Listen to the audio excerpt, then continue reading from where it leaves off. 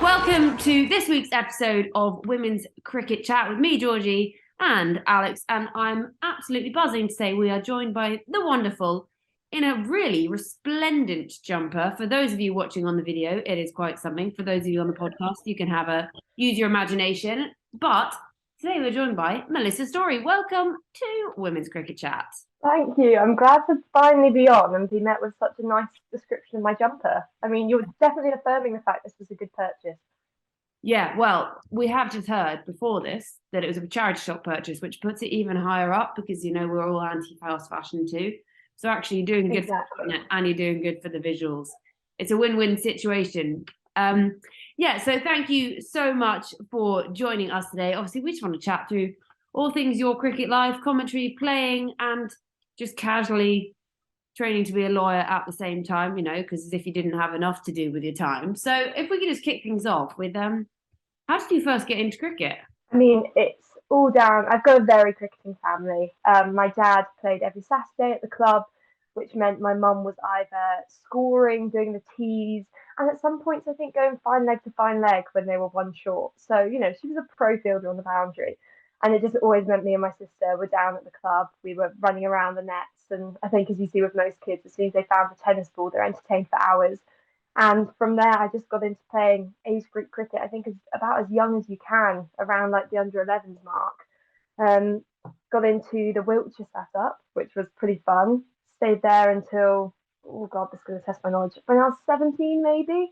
And then made the traitorous move across the Salisbury Plains over to Hampshire, which was nice because Wiltshire at the time was in Div 3, Hampshire was Div 1, and I was also involved in the Vipers Academy at that time. So I was making many a trip to Southampton. I know the route from my house to the Ageas Bowl, I think, off the back of my hand. But yeah, it's all stemmed from my dad, really. And I always tell people, like, we didn't really have a women's coach. At least we had one coach, but she'd never played cricket before. And, you know, because of that, my dad went and trained up, got coaching qualifications. And even when I left age group years and years ago, he still coaches the age groups now. He does the all stars, and you know, it's such a nice tale to be able to tell. And you touched there briefly on being part of the Vipers setup. Just talk to us a little bit about how that came about and how you found being part of that setup. I mean, so I got put forward to do the Vipers trials. I can't quite remember what year. I think I was in the setup for about 3 years, along with all the other girls from the counties who've been put forward. It was coming off the back of quite a good year I'd had with the bat and with the ball. So I was trying to get in there as an all-rounder. I managed to get through the trial process. And I mean, it was just amazing. Like, at the time, I think we still had, I think I had 1 year where Lauren Bell was in the academy with us before she got promoted, obviously. So that was amazing. And I trained for years with Charlie Dean, and I will still hold to the time. She is probably the most terrifying bowler I've ever faced because I'm not very good playing shots off my legs. And obviously, she gets a lot of turn on the ball, and the amount of time she turned that ball straight into my stomach. And bear in mind, we were training on Saturday mornings. So as a student, where had I been until probably about 2 a.m. the previous night before? Getting a ball to the stomach is not what you needed. So, I found Charlie Dean genuinely terrifying to face just because of the turn she got. And then obviously you've got the being underneath the leadership of Lottie and Charlotte Edwards, who, I mean, since I've even left, we've seen just the success the Vipers have had. And over in the IPL now with the Mumbai Indians already soaring to the top of the table, we should have seen that coming. But yeah, it was great to be able to be around someone with so much knowledge. And I just there's such small bits of, you know, advice she's given me across the years. It's just suddenly I remember now and again, like, as I said, I was struggling to play shots off my legs, and she spent about, I think, 20-25 minutes just with me in the net doing these underarm feeds and just got me to do these tiny little adjustments, which when I'm coaching girls now at uni, I'm passing on those steps. So yeah, she's helped a lot. And you know, there was tons at the Vipers setup, too many to name really, but you know, it was great for making friendships there and seeing a lot of them now play in the main squad. Like, it makes you feel really proud, and they're all such lovely people. Even when I'm at the ground now, obviously probably not in the capacity I would have expected when I was 17, because I wanted to be a professional cricketer, but now that I still get to see them do so well, and I get to speak to them at the end of the game, and they all come up and say hello, like it really affirms that even though I'm not part of that setup anymore, like I'll always be welcomed within that setup, and therefore will always support them. And what was it like to be coached by the likes of Charlotte Edwards? Because she's someone we all grew up watching. She was sort of like the shining light of England women's cricket. Everyone knew Charlotte Edwards. Everyone knew what she'd accomplished. And then to, as a youngster, have her as a coach. What was that like? It was great. I mean, one thing which I always remember is her emphasis on fielding, which I think, you see with the Southern Vipers, you see with the Mumbai Indians across the Women's Big Bash League, is she could be a little bit scary if you fielded bad, but she would always say, fielding won the game. And sometimes if we had 2 hours training, we would dedicate an hour to just fielding. And this was in the Hampshire setup as well. And that was, really good to be able to get treated like, a professional. Even before professionalism came in, she just wanted all of us to be the best we could on the pitch. And I mean, yeah, it was a bit surreal first off, like having someone come up to me now and give me a big hug, and sometimes I'm like, oh my god, that's Charlotte Edwards, she just gave me a hug. Like, I remember the first time I put her number into my phone, I was like, this is so cool, I've got Charlotte Edwards' number on my phone. And yeah, I mean, like meeting anyone, she's just, yeah, a really pretty dream-worthy person to have been coached by. And I remember I had her autograph on my first ever bat. I think as well, I had Lydia Greenway's autograph as well. In fact, Lydia Greenway was the first person who told me to go play cricket, and I drunkenly told her that on a night out in Taunton, and got really sentimental about it. And yeah, so I'm still very much in awe of who are around me at certain times, whether it was who I was being coached by or who I have access to now. Sometimes I genuinely have to go into the back room and just go like, oh my god, I just spoke to Catherine Sibber-Brunt, and it's very exciting, very cool. But she was a great coach. Honestly, what is it with drunk nights out in Taunton? Everyone just seems to like spill their secrets. I know, there was something about Mambo's. There's a bit of advertisement for them now. I think it's the main place to go to in Taunton. Obviously, we had 4 days there, and towards the end of the test match, when there hadn't been much play, we hadn't been exerting much energy. So I think day 3 was the day to go to Mambo's. Not that I will reveal anything else. See, I definitely went to a beer keller when I was last in Taunton, but I think it's closed down now. It must be. Yeah, we had one night at the pub playing shuffleboard, which was the night I discovered my love for shuffleboard, and also just affirmed how competitive I am at every single thing. I was going to say, how competitive did that get? Oh my goodness, I have serious issues. I can make anything into a competition, and I think we're all quite competitive as well within that setup. So yeah, it was carnage, but it was fun because it was a mix of the broadcasting and the cricket media who were doing the writing, and because Taunton wasn't the biggest space, or isn't the biggest space, it's quite fun when the women's team goes down there because everyone. I mean, we were literally walking towards the shuffleboard place and saw the England team walking off to Nando's in the other direction. So I think if you'd gone down there at the time, there was a very high chance of you bumping into some kind of international player. And so you're now training to be a lawyer, you're playing cricket, you're commentating cricket, you're having a life at the same time. How do you balance it all? I don't really know. I get asked this a lot because I don't know whether it's just I benefit from the fact my mind is so punishingly cruel that any second I'm not doing something, I feel guilt about relaxing, or there's something I could be doing, which is a very open, like I really struggle to relax in the evenings. And so I guess at least by doing the cricket and the commentary, I'm still doing something. I'm tricking my mind into going, yeah, come on, you're being productive, you're not wasting the day, you can't waste the day.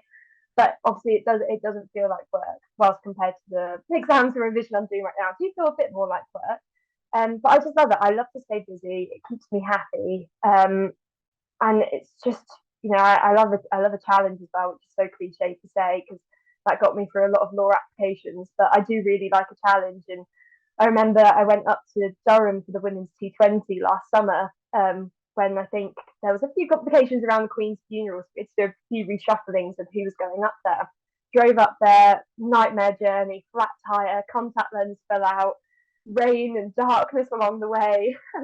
So it was a bit of a nightmare. I went up there, did the game, which wasn't the best game, and then left at 4:30 the next morning to drive from Durham to Southampton to go play for my club because I just didn't want to miss the game. I was like, it's one of our last ones of the season. I want to be there. And then I think drove straight home after that to get ready to start uni. So yeah, I love it. I can't say no. If anyone asks me to do something, I'm like, yeah, go on then. Why not? I think I followed that. You uploaded it on Twitter, didn't you? The routes you were taking, and you've basically done the journey around the UK to do some cricket, which is dedication. It is, and it has helped my driving ability. That's the one thing I'll say. Because before then, I probably wasn't a very confident driver. But when you have to drive from Durham to Southampton, you kind of have to back yourself a bit. So you're playing, you're commentating, but how did you first actually get into commentary? So I remember getting an Instagram message from Charlotte Taylor, and basically she'd done a couple games with BBC Solent, so Emily Windsor, and it was all part of this initiative which was created by Adam Blackmore and Kevin James at BBC Solent, just to get a few more fresh voices into their commentary. And it was actually Emily and Taze, after starting commentary, both then kind of got called up to the main Vipers squad. So they suddenly had an opening, and BBC Solent like to have a female voice on women's games. So they kind of went, we've got someone who doesn't shut up. She's a complete badger. Let's put her forward. And yeah, there was no kind of guarantee it would be anything more than those first two games. But fortunately, I was given a chance and got on really, really well with Kev. And after that, did a few more of the women's games. I got to see some cracking games as well. I think I saw a hat trick from Emily Arlett, which was amazing in just my third game. Got to do a men's county championship game. That was the first next step up after that, where I got to witness the slowest Hashim Amlet innings. I think the one where he got 30 off about 220 balls. So that was a nice welcome to county championship cricket for me. And then just went kind of from there. We got the T20 Blast finals day, which was not this most recent one, the one before. So Hampshire got kicked out in the semi-finals, and I had to spend the rest of the day hanging out in the commentary box trying to speak to Chris Wokes. It was an absolute, couldn't be avoided. So yeah, that was a great day. And then it all kind of accumulated at the end of season 2021 season, I think, where we were at the Rachel Harris final, commentating on it being won. And then I got the message if I wanted to get to Canterbury the next day to fill in for someone on the final Women's ODI of the year. So that was my first TMS experience. And yeah, amazing. I got to call Tammy Beaumont's century. I regularly forgot to say the score and commentated the entire Nat Silverbrunt over as Kate Cross. So it was a highs and lows, but a great experience. And then, yeah, kind of got even better this most recent year. I mean, it was such a busy summer for women's sport with the Commonwealth Games in there. And it really felt like I was all over the country. And that was probably the highlight, seeing some of the crowds in the Edgbaston. And just amazing. And of course, another finals day, which I think probably took about 5 years off my life, the amount of stress I experienced. But yeah, it's been amazing. It's all stemmed from, as I said, BBC Solent. They just wanted to get new voices in, give people a go. And, I mentioned Emily and Charlotte. We've also had Gemma Green, Stanley, Marissa. I love listening to Stan. And it's just nice that every time you tune in, you're going to get probably a little bit of a different perspective and someone who's had a different cricketing journey. And of course, our very own Georgie Heath has done BBC Solent as well. Just on finals day, as we know, the best part about finals day is not the cricket, it's the mascot race. We all love the mascot race. It's the highlight of the day. 2 p.m. I'm like, got to put on Sky Sports because I want to see this mascot race. What was it like to commentate on it last year? You know what? Like it's going to sound so awful. It sounded like a blur. It felt like a blur even, because I was so excited. So I got the thumbs up from our boss, Adam Mountford, that me and Atif were going to go down. And at the start, we were just going to stand in the corner and watch it go round. And bear in mind, it was about 32 degrees. And I was like, just let us run alongside it. Please, please let us run alongside it. And they were like, do you really want to do that? And for some weird reason, me and Atif were like, yeah, how hard can it be? It's just one lap of the ground. We're not wearing mascot outfits. And I remember being stood at the start line, and Hawkey came over and gave me a big hug, which was so amazing because I've been waving at him all year. So I finally got to meet him. Wished him good luck, and then we set off, and oh my god, that was so hard. Like, Edgbaston's so much bigger than you think. And we set up quite a good pace, and then obviously I think I forgot the fact we had to commentate on it as we go. And I'm quite a heavy mouth breather as it goes, so I'm pretty sure all people heard for about 2 minutes was just Darth Vader coming through their radios with me trying to chase this giraffe who had the best comeback ever, because we completely ruled out Lanky when he fell down, but man, he was good. Yeah, it was amazing. I have so like I really do want to run in it. I think because basically I got a message from the organisers before I was set to work on the day, and they were like, "Look, we usually have a few free outfits going. Like, do you want to go into one of them?" So I was getting ready to go there just to race until I was like, "Sorry, I have to work on it now." But I'm either saying I'll run in the race, or I think there should be a test match special mascot, maybe like a big. Oh, I was about to say a big microphone, but that could look a bit dodgy. Or like a competition for a kid to design it. Yes, exactly. And, get one of the commentators in there. I think it would be funny. I would happily run if there was maybe a mascot outfit a bit smaller, because that is the issue. They're quite manly outfits. I know Nick, who ran in Pinky the Panther, literally had to wear almost like a neck brace because the head is so heavy. So the fact he even completed that was a miracle. But it's just amazing. And I really, really want the kind of regional setups to get mascots, because I've spoken about this before. I know it's going to be a bit tricky because they're like Blaze. I'm like, okay, a big ball of fire. Okay, we can make that work. The Vipers mascot, make them sliver. I think it would be funnier. But yeah, I would desperately like a mascot race at the Charlotte Edwards Cup. And 100 mascots. Oh, exactly. Yeah, easily. Like, I'm not sure how we would put Brave into a being. That's the only issue. We've got some quite. Again, we've got a Welsh fire. There's a lot of safety hazards going around. Or alternatively, they run as the crisps they're sponsored by, because I would love to see a KP peanut being chased by a hula hoop, and then a massive pom bear. I just think it would be nightmare inducing. I think it'd be cheating though, because pom bears have legs. Yeah, that is true. You have to skip. There are a lot of questions here. This is going to take some more. I'm sure. Give it 2 years and it will already be part of the rule book for 100. I'm very sure. And so I suppose I want to know, other than yourself, if you had to pick someone from the BBC TMS box to run in the mascot race, who do you think would win? And also, if you guys had your own little like race, who do you think would win and why? Oh, well, who I would back to win actually T20 finals day, it's probably Stefan Schemmel, because when we were doing the test match in Taunton, I'm pretty sure every morning he was going out for a run. So as I was coming out of breakfast, having just eaten a full breakfast every single day, he was coming back from going on a run.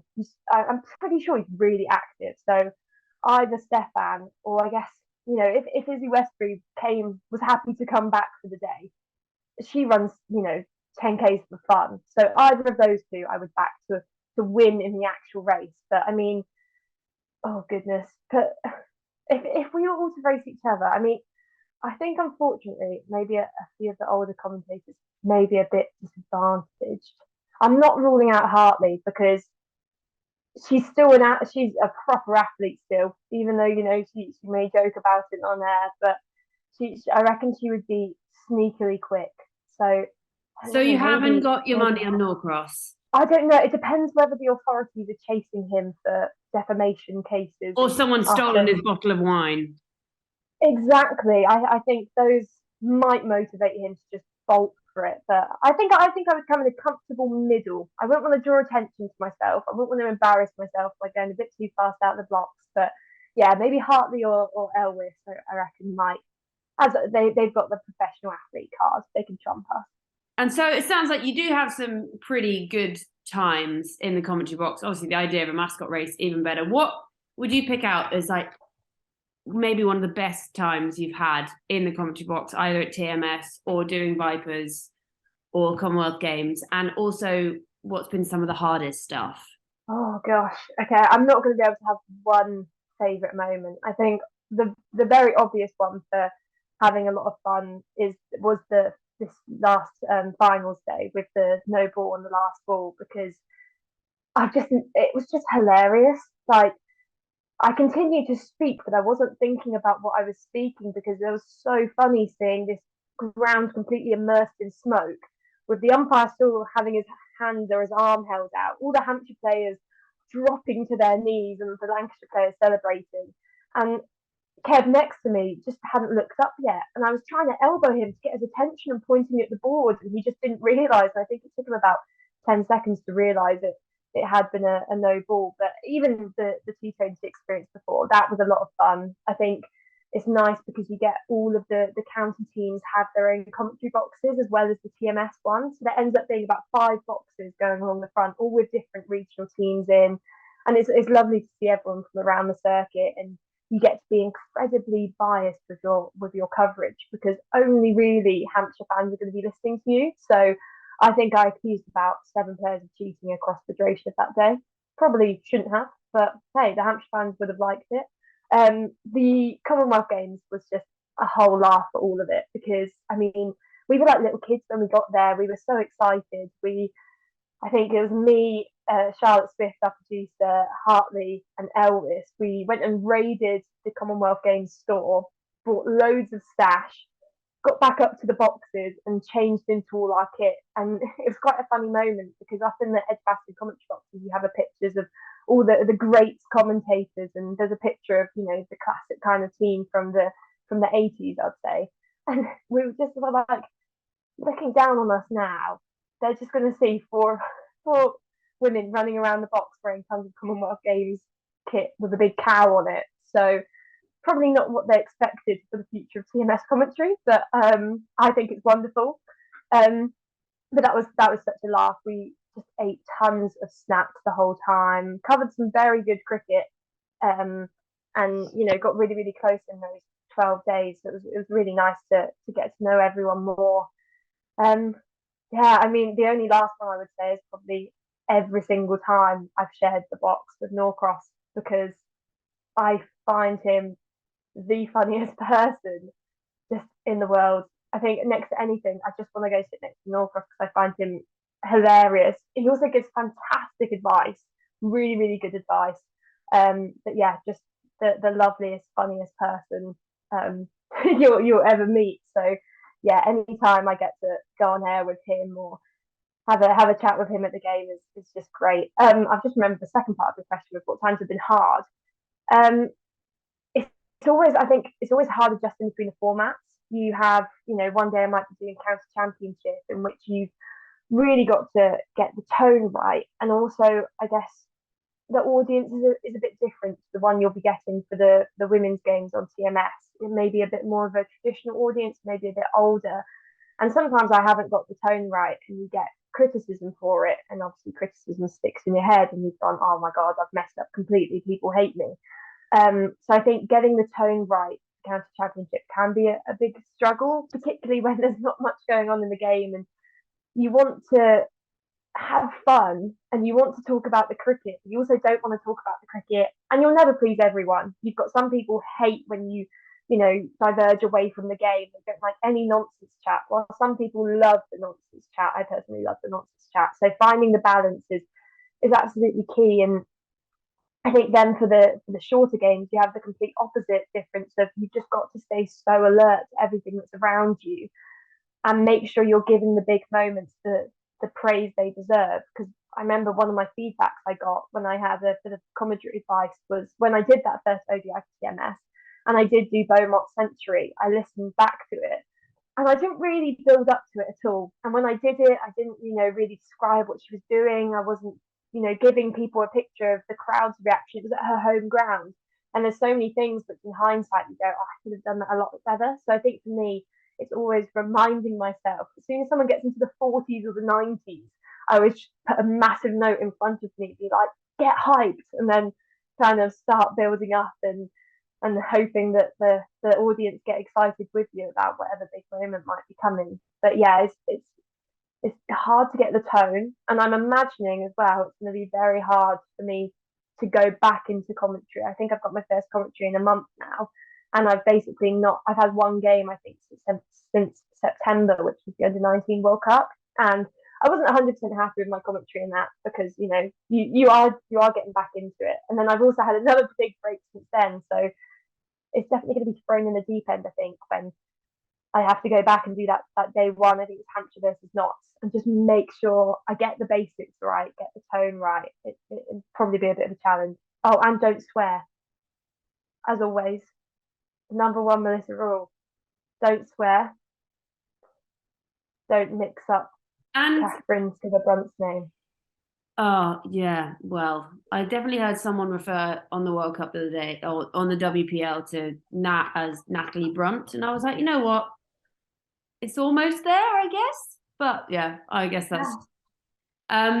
And do you ever find that there's sort of, I mean, I know we see a lot of things on social media, all that kind of stuff. Do you find it ever impacts you sort of negatively with your commentary and stuff? You mentioned, you get a negative feedback from someone and then it sticks in your head. How do you sort of avoid that social? Because we've talked about it before, how you and I are like, right, we're just going to mute responses on these kind of things because we know that stuff is going to happen and people are going to say things. Do you find that ever affects you?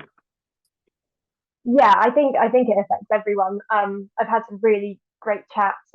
Ali Mitchell's been really, really helpful with getting messages.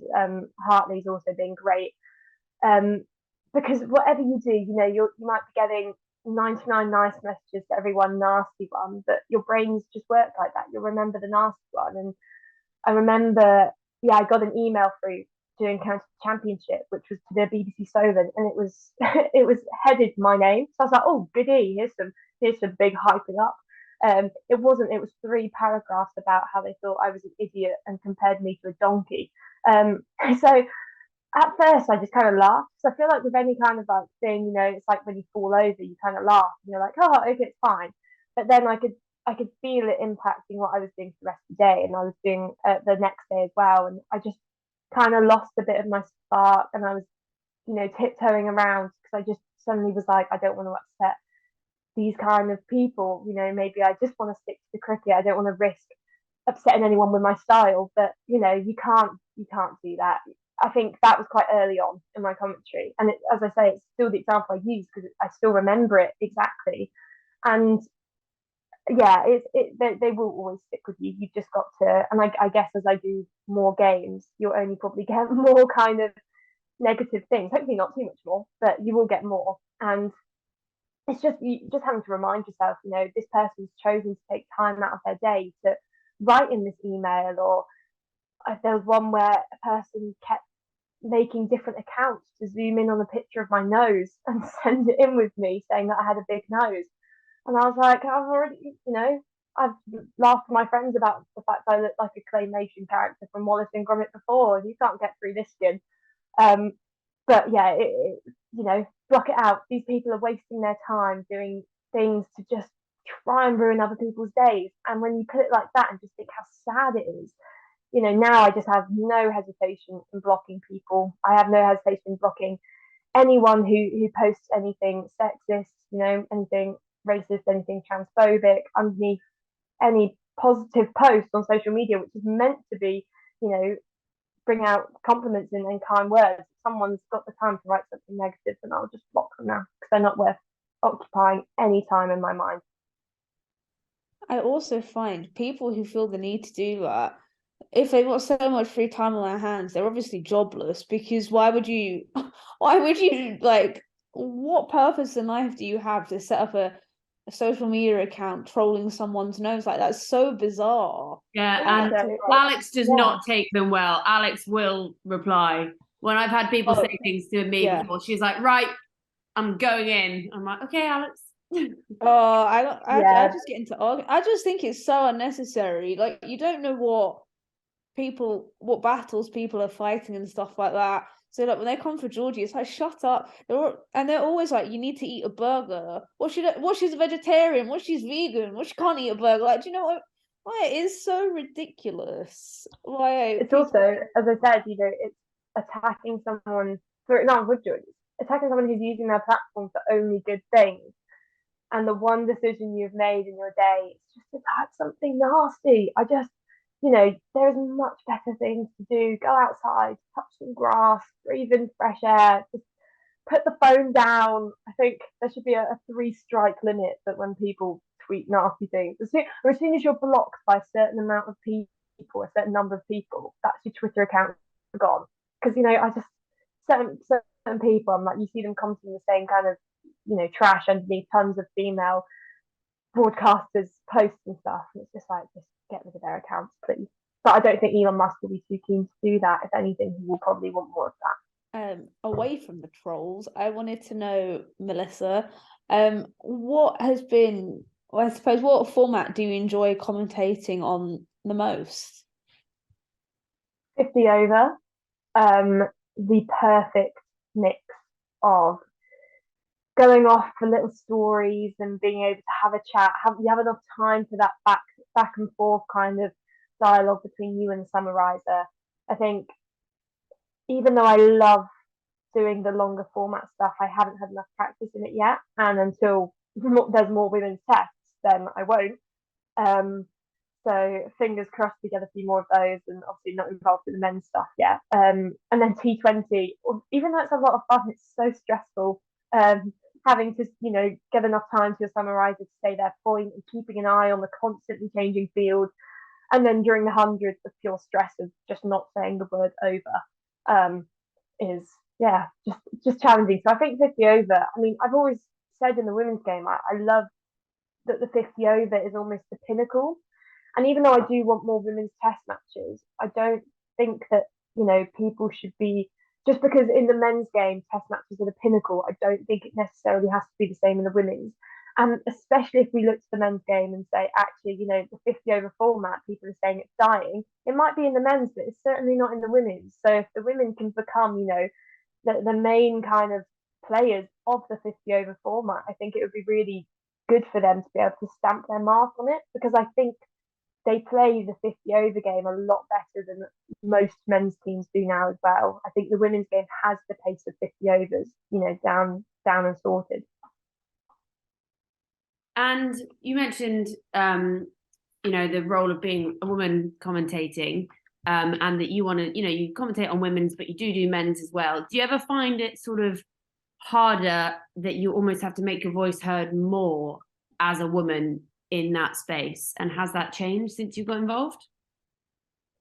I certainly think in the setup I'm involved in at BBC Solent, you're treated on such a level basis. There's no pressure on you at all. It's not really seen as, oh, you're a girl, you're doing this. You're just all there as commentators.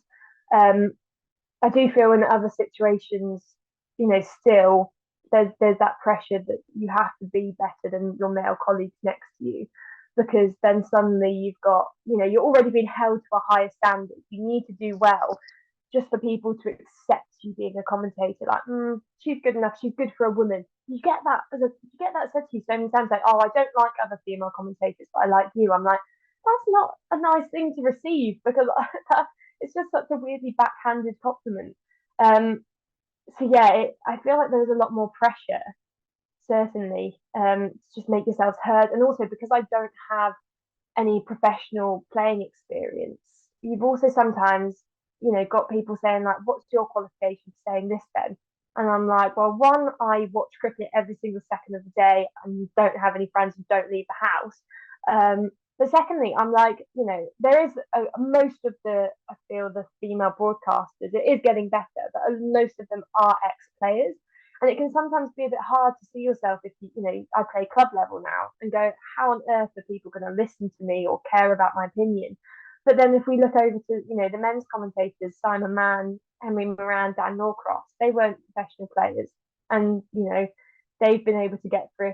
I'm not sure whether they have, but if they have been challenged, they've proven themselves to be such effective commentators and such brilliant commentators. What's to say that any woman can do it? You don't need that professional background to be qualified to say this opinion. And it sometimes feels like a bit of a barrier, but I don't think it's becoming as much of one anymore. I'd say the biggest thing for me of what I've observed is the need to get more more women behind the scenes, in production, in having people operating, the camera work.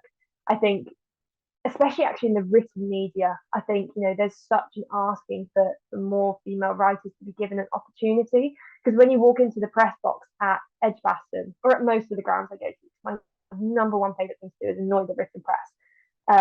That's how I've made all my friends. I go and attack them when they're working hard.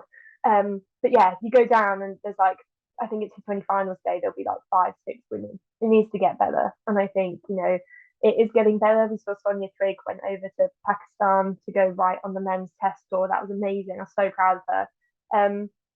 But it can definitely do with getting a bit more diverse.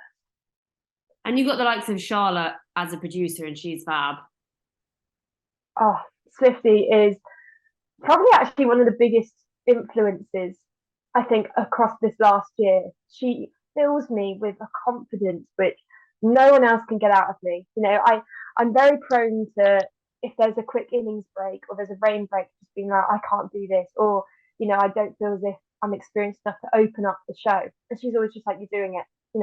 When the TMS tune starts playing, I'll do a thumbs up. That's when you talk. I want you to do this announcement. I want you to do this. And she's just never ever let me doubt myself ever.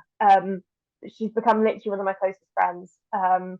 We spent a lot of the summer as well together as well. I think we had the women's games over to the Commonwealth Games and then to the hundreds. And she's incredible at her job. She has the ability to just make at ease anyone who is in that box. She challenges you. She gets the perfect balance, I think, of the perfect. But yeah, Swifty is one of those people who's worked so hard to be where she is now, and she does work with the men's test as well, which is fantastic. But she has control over the commentary box, but she also gets the perfect sound. She gets the right amount of informative. She gets the right amount of laughter, and just brings such an almost aura of just calmness and fun to wherever she is. I can see her going so far, so far, and yeah, just such. I think whenever I start to doubt myself, I just think of her lovely Yorkshire accent telling me, I'm not going to try and recreate it, but just saying like, don't you dare doubt yourself, because it's all she'll say, and she'll see straight away if I'm having like a wobbly day or if I need to clear my mind, and she's just the perfect person to chat to. So if anyone hasn't heard of Charlotte Swift, please just go follow her and bombard her with love and support, because she is just the best. Well, you'll be reunited soon enough, I'm sure, for some cricket. Hopefully, yeah. I mean, I've got a good few months of county stuff, I guess, and regional stuff. So I mentioned I've got county championship in a month's time. I'm doing quite a few dates of those, and I'm also going to be mixing my coverage for the Southern Vipers and also doing a couple Western Storm games. So my allegiance is being split, but I'm really looking forward to seeing that, and especially seeing a bit of the new talent in Western Storm, because they're one of these regions where I think suddenly without an England player that which I know of, or at least they've had a few players leave them in the recent. They're quite a young team, and we've seen Danny Gibson go as a non-travelling reserve for the World Cup. So I'm excited to see her play in those few games. And then obviously all the Ashes starts in June. And I was so daft and chose all my university modules around exam dates, which would allow me to go to the women's test. Whether I'm working or watching, I don't care, because I'm going to be at that test. Yeah, so excited. Yeah, my plan is to be there for every day. That is kind of just the plan, just lock out those days and be in Trowbridge, because I think that's the place to be. And so when you first got into commentary and stuff, who had you looked up to in commentary, and had you ever really thought when you were younger, like, oh yeah, that's what I want to get into while I train to be a lawyer as well? Never imagined the commentary, so I never really knew I wanted to be a lawyer as well. I kind of figured that out in lockdown. Had to go through all these applications to try and find a law firm which I liked and I wanted to work for. And that was my training contract secured, and then a month later I did my first ever commentary. So it wasn't even something I'd thought about when I was applying for the law positions. So yeah, I don't know if there's a specific name really who I loved. I mean, I always loved listening to Blowers when I was growing up, and I remember when Stuart Broad got his 8 for 15. we were in the car, I think, driving to or from a cricket game when I was younger. I must have been 15. And it was such the excitement that Australia, Ford was storming in getting these wickets. You could hear the crowd through the radio, and I was just like, oh, that's a delightful butterfly going past. And I was like, I just love the fact that you're in the most exciting sporting moment ever, that you took the time to notice a little butterfly going past. And then I got to commentate with blowers on a charity game, and it was the coolest thing ever. I literally was freaking out the whole time, like my hands were shaking. And he was lovely. He was so complimentary. So that was incredible. But yeah, I mean, no real other standout voices around that. But it's always been the radio's always been on in my house. Like we would have the TV on in one room, but we'd all be in different parts of the house. I'll be in my room, mum and dad would be in the garden. It's quite a big gardening family. We'd all have our little radios set up around. As soon as a wicket fell, you would hear just like this foghorn call of wicket, and everyone would just run to the living room just to go watch the replay. So I was very much raised on radio commentary rather than watching the TV, and I guess a lot of that is obviously after the 2005 series, cricket going off free to air. I think I'm a very good example of that kind of generation and the impact it had on that generation. Because for a good few years, I don't think I really watched, and I know we've gone in and out of being able to pay for the coverage. But now, obviously, because it's split across coverage, we can't watch some stuff, we can watch others, but radio will always be there for you. So, and I say to so many of my friends at uni who are getting into cricket a bit more, when the Women's World Cup was up, I was like, TMS are covering every single game. I know I'm biased, but go listen because, Hartley or Elwith may just say something which makes you go, oh my God, I didn't think of that. Or it may just be a case of them describing the fielding positions helps a player learn, where to picture them. And I love this newer thing of using a clock face to describe where the fielders are. I think it got used more in the hundreds. Love that because radio commentary is always there, regardless of if you have these TV packages or not. And it's just got to be as inclusive as possible to bring in as many new fans as possible. And obviously, Isha and Ebony, also part of TMS, they also do comms for television broadcast. Would that be something potentially in the future, not now, somewhere down the line that you'd potentially like to explore? I definitely wouldn't say no. I love the radio commentary and I love being able to describe and paint a picture. But I certainly, would never turn down anything.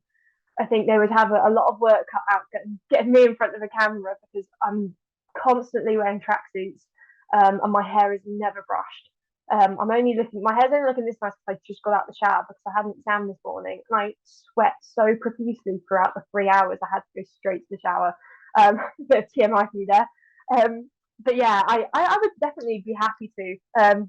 Would have to get a better wardrobe, as I said, sort myself out. But it's a completely different challenge, and I think the 100 illustrated that when we had games being broadcast on BBC, and then we would be next door. Not to say we were kind of forgotten about, but we could just kind of get on with our own thing. It was what we're used to. We just would get in, set up our equipment, get started, whilst you just hear like running around and franticness next door, and there's a big green screen, and everyone's got hair and makeup being done, and you've got to get down to the pitch and back up to the box. And I was just like, oh, okay, seems like a bit of a lot of hassle at the moment. So yeah, I definitely wouldn't say no, but I'm very content with doing the radio stuff at the moment. And have you found that commentating has helped your actual game? No, I've never been asked that one before. Yeah, you've got me lost for words. Maybe I think it's made me actually, I think, less harsh on myself now, and it's weird because I think once I got dropped from the RDC kind of setup, I stopped playing county cricket. I felt like I'm 21, I'm a complete wash up in sport. I had quite a bad stress fracture injury as well, so I was trying to come back from that, and I definitely lost my enjoyment in the game for like a good 2 years. So I feel at least through the commentary, I'm enjoying cricket more because I still feel a part of being in that setup, and I guess I am watching it so much. I can go, oh, Sophia Dunkley plays that shot well. I reckon I can do that. And I think just because I'm enjoying it more and I'm in such a good environment, I probably do play better as a result. I don't think my stats would show that, so no one go looking up my play cricket stats. That's my biggest fear in life, is someone looking up the fact I average about 12. But yeah, I suppose I learned quite a lot from just watching, and even if I don't execute it exactly, I am taking it in, and I learned so much. For example, when suddenly I know how spin works a lot more now, because I'm having to watch the hand whilst they're going into bowl, and now I find myself watching the bowler's hand. So I don't know what it means, but I am watching. So one day I'll figure it out and not get bowled through the gate. But yeah, it probably will, and I think over time, being around just some of the people in the commentary box as well, like I was asking Stephen Finn for some advice, and as I said, being around Georgia and Alex, you do pick up some good tips. So all I've got to do now is get a net session with them. That would be fun. It would take a lot of convincing. I think I'd have to buy a lot of rounds to drag them out to a net with me and just let them impart their wisdom. I'll be like, please, I need to get that average up to like the 20s at least. But yeah, maybe it will. Hopefully it will. Well, you never know. You just start with a trip to sixes and work up from there. You know what? We met there, and I was dreadful. I am a very traditional cricketer, it turns out, and I just kept playing cracking cover drives, but they did not pick me up a single point. So yeah, I need to get a bit better. It was the Maddie Villiers one. It kept like literally bowling me through the gate. So well done, Maddie. But I do need to go back to sixes. I need them to open one in Bristol. I would be there all the time. So this is a message to sixes. Open in Bristol. Okay, well, that sounds like a pretty good call to action to sort of bring that part of our discussion to a close. We like to always round up with sort of quick fire questions. One we usually like to start with is, what is your favourite sledge you've ever used or heard? Girls, put your seatbelts on, because this girl can't drive. Nice. And straight in with that one. Love that. Yep. Yeah, it was used on me after I drove my car into a ditch. So, yeah. Alex, you up next? Yeah, TikTok or Twitter? Oh no, Twitter. Do I regret that? No, I'll go Twitter. Favourite item at a cricket tee? Mini Cornish pasties. Road. Specific. Fantastic. Yeah, I just remember Newport Cricket Club do the best cricket teas I've ever had in my life, and they had tons of those, tons of chicken nuggets. So if anyone ever goes to Newport Cricket Club, best teas in the world. Because that was actually going to be my next question, where have you had the best teas? But there you go. Newport for club cricket, but for all cricket, Edgbaston. It's always Edgbaston. Yeah, we've heard that one a few times, haven't we? And everyone and their love for the weird banana thing down at Taunton. Wait, what weird banana things at Taunton? Taunton Like have this banana, banana honey honey pudding of some form that everyone is obsessed with. No, see, I didn't have any of that. I feel a bit let down now. I thought when you said a weird banana thing, there was going to be like some kind of like contraption which like shot bananas out into. No, but that does sound fun. Let's move I on would from like the that. t-shirt cannon and let's have a banana catapult. Exactly. Last thing you watched? Oh, I'm currently binge watching. I did White Lotus recently, and then I'm rewatching Modern Family, and also watching Death in Paradise. I love Death in Paradise. Superstore even. I'm watching many things because, as I mentioned, I'm in the middle of exams at the moment, and I need to get my mind away from stress in the evening. So I'm kind of going with classic comedy, take my mind off it. I say Superstore comedy. Death in Paradise is murdered, but Superstore is fantastic. I love it. I love it. Just the like little bits that happen, and suddenly someone pushing trolleys, and it goes on for too long, and you're like, this is really funny. Death in Paradise, I just don't like the newest person, Neville. Oh, Ralph Little. Yeah, do you not? I quite liked like it him. when it was the guy that was in Love Actually, not Love. Yeah, Colin. And he has another one, doesn't he? That isn't Death in Paradise. It's like Beyond Paradise. It's like a spin-off that's going on at the moment. Oh, don't tell me that. I'm already committing far too many hours to watching. And also Married at First Sight Australia just restarted, and that's where I'm going. I saw that on your social media. See, I've managed to keep myself away from Love Island this year because I just couldn't bring myself to do it again. I'm sure I'll watch the summer one, but I can't do 2 Love Islands in a year. My brain cells just melt. The winter one's An been air cancelled again. hostess actually asked me when I flew to South Africa if I was going on Love Island. And bearing in mind, I was dressed like this, looking like this. I looked at them and I was like, no, definitely What, not. mate? I think that's a sign that next time you're signing up, we'll get you. We'll be the first. We can teach everyone to play cricket. Alex in the just villa. laughs her Like, head off. The idea, can you imagine me on Love Island? I'd be awful. You'd be the most sane person there because you wouldn't ham it up. They're all like, oh, like I'm like half of you don't excuse even me, can I speak go correct take you to English. the chat by the fire pit and then just whisper like, did you know that India just declared them 427? Oh my God, I think it'd be amazing. great. Yeah, I would, yeah. You get the producers to slip you in secret information about the cricket score. Or I've really got something really important I need to talk to you about. How do you feel on being run out at the non-strikers end? And they'd be like, That could end relationships. That could though. honestly, but I could be like, this is how we're just gonna sort this before we've even started anything here. I just need your stance on this. There you go. Easy, done, sorted. Or I don't know. What I like do you that. feel about women having 5-day test matches? And it's like, are you okay, hun? Are you having a stroke? But anyway. 5-day Oh, test God. matches, what's that? Yeah, well then I'm like, okay, cool. I'm not going to talk to you again now. Bye. What kind of music? What kind of music you into? You go to? Or probably like indie pop. Well, see, I like everything actually, but my favorite two artists, which shows the diversity, is Taylor Swift and Declan McKenna. Oh, nice. Good choice. Yeah, I really, I love a bit. Probably indie pop then is like the best kind of mix. I've had a couple of gigs which have been cancelled recently in Bristol though, so there's a bit of a sad one. Not really sure what's going around. I think I had 3 lined up for the winter and they all got cancelled. So if you're an artist traveling to Bristol, don't.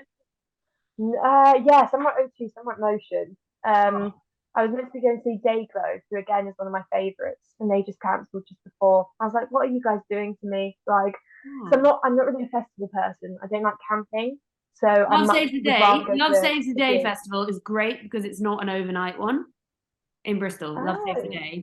That'll be sort of it was always the end of exams time, so like June, I guess. May, June. And then Tokyo World is basically the same thing, but it's like it always used to be at the end of Freshers Week. That's also Bristol. And that's end of September. There you go. Oh, I'll make a note. Thank you very much. He's spreading the wealth. Yeah, but I was just used to really like that we went home, stayed back in our houses, and then went back to the festival the next day. That's the way to do it. But, yeah, very much so. Well, I feel like we probably kept you enough of your day, and you're probably very bored of having to do monotonous things like exams and talk to us. And so you probably want to not look at a screen unless it's like Superstore or something for the next couple of hours. So we will wrap things up there. Melissa Story, the wonderful Melissa Story in that wonderful jumper that I'm very jealous of. Thank you so much for joining us today. We love hearing you across our radios. My mum is a big fan, as I've told you before, and she listens to a lot of cricket. She had TMS in her ear when she gave birth to my brother. I love that. I want to give birth to TMS. Yeah, I'm going to give birth to TMS. We are going to give birth to TMS. We're all going to plan. Everyone! Oh, I wonder how many people there are that have done that. I'm going to try and find out. Call to arms. Have you ever given birth to TMS?